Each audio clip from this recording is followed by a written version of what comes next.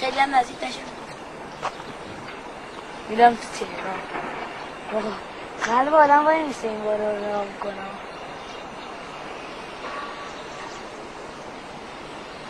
خونه ما اونو سر وای خونه ما اینجا که دیده نمیشه.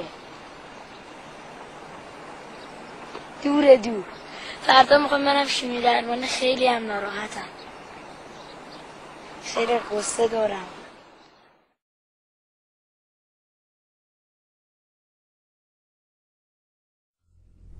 من علی ترابی هستم. 10 ساله. از وقتی 4 ساله بودم تومور مغزی دارم. منم مثل همه بچه‌های مریض خیلی مامانمو اذیت میکردم. گریه میکردم، دارو نمیخوردم و هی بهونه میگرفتم. مادرم با من خیلی مهربان بود. یک روز که خیلی گریه کردم که چرا باید من مریض باشم، دارو بخورم، مامانم گفت چرا با مریضی خودت دوست نمیشی؟ چون اگر تو با اون مهربون باشی اونم تو رو اذیت نمیکنه.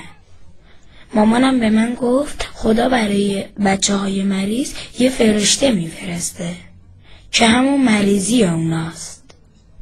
این فرشته همیشه همراه توه. اگر اذیت کنی و گریه کنی فرشته ناراحت میشه. بیا با مریضی خودت دوست باش. من از همون روز با مریضی خودم دوست شدم. هر روز براش جوک تعریف میکردم، با هم منچ بازی میکردیم. وقتی مدرسه میرفتم تو درسام کمکم میکرد. مثلا وقتی نمره دیکتم کم میشد میگفتم تو چرا کمکم نکردی؟ سعی میکنم آروم باشم چون فکر میکنم اون مریض شده و من باید بهش کمک کنم تا حالش خوب بشه. مامانم گفته بعضی از این فرشته ها بچه ها رو پیش خدا میبرن، چون خدا دوست داره این بچه های خوب پیش اون باشن، ولی میتونن از اون بالا مامانشون رو ببینن. من دکتر خودم دکتر عباسیون رو خیلی دوست دارم، اونم منو خیلی دوست داره. ما همگی، من، دکترم، تومورم و خودم دوستای صمیمی هستیم. با هم دوی تعریف میکنیم، میخندیم. من از وقتی مریض شدم دوستای زیاد و خوبی پیدا کردم. امیدوارم هرچی زودتر حال من خوب بشه و دیگر دارو نخورم و درد نداشته باشم. من همه رو خیلی دوست دارم، مخصوصا مامانم و خدایی.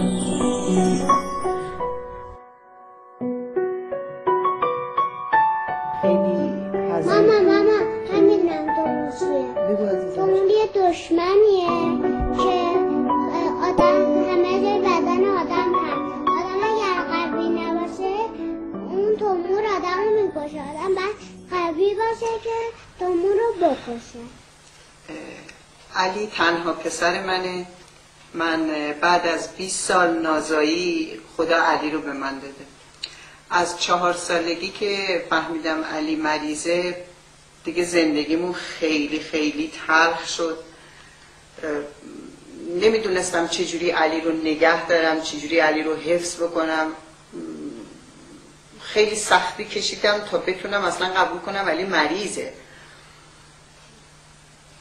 بعد که بردمش گفتن نمیشه عمل جراحی کرد، رو سرش شنت گذاشتن، نمونه برداری کردن و همه چیزو سپردن به خدا و هی دکترها گفتن ما هر کاری لازم بود کردیم، ما هر کاری لازم بود کردیم.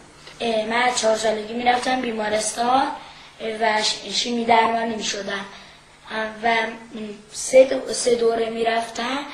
هفته یه بار بود. 3 دوره میرفتم میشد 3 هفته میرفتم میشد یه دوره و من بعدش کپسول VP16 یا همون اتوکسید میخوردم و خیلی اون موقع اصلا نمیتونستم کپسولا رو بخورم. هم روحیم هم خیلی خوب نبود. که اصلا اوایل من وقتی اسم شیمی درمانی میومد فکر میکردم دنیا به آخر رسیده دیگه. یعنی اصلا شیمی درمانی یه چیزی که فاجعه ایه. بعد علی شیمی درمانی شروع شد و خدا رو شکر خوب پیش رفت. علی روحیه خوبی داشت، خیلی اذیت میکرد اوایل من، مثل همه بچه‌ها که مریض میشن. خیلی مامانمو اذیت میکردم، هم قرصا رو نمیخوردم، خیلی برام سخت بود خوردن این قرصا. بعدش که یکم گذشت بزرگ شدم، با روحیه میرفتم بیمارستان، با شادی میرفتم، هم میرفتم برای بیمارستان و قرص کپسولام بهتر از قبل میخوردم و روحیم بهتر شده بود دیگه. اونجوری مثلا وقتی میزدن خیلی دیگه دردم نمیگرفت. ولی بعد که بهش یاد دادم گفتم علی تو این تومور همیشه با توه، تو سعی کن باهاش دوست باشی، اگر با اون دوست باشی اونم کمتر تو رو اذیت میکنه. امیدوارم که بشه یه کاری کرد برای علی، یا علم پزشکی انقدر پیشرفت کرده باشه یا چیزایی رو که ما اصلا نمیدونیم بدونیم که میشه این بیماری علی رو معالجه کرد. یا راهی هست یا نه نمیدونم. من امیدوارم زودتر خوب بشم، دیگه دارو نخورم و شیمی درمانی نرم. من هنوزم که به این سن رسیدم، وقتی میرم بیمارستان بچه ای رو میبینم داره مثلا آمپول میزنه گریه میکنه، خیلی ناراحت میشم و سعی میکنم یه جوری هر کاری از دستم برمیاد براش بکنم. و من دوست دارم وقتی بزرگ شدم هم بچه‌های مریض کمک کنم، چون یه زمانی خودم هم اینجوری بودم. و من دوست دارم زندگی کنم، ادامه تحصیل بدم و درسامو بهتر بخونم.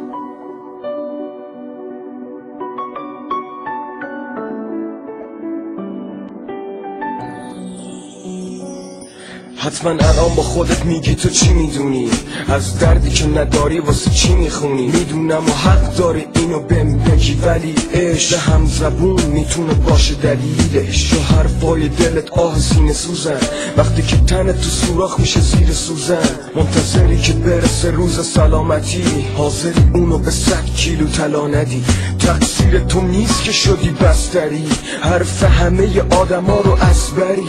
خود من که سر تو رو با این حرفا بردم، دنیا رو فش میدم با یه سرما خوردم. چه برسه به تو که چی بگم، و سرازیری به سوی در با شیوه کن.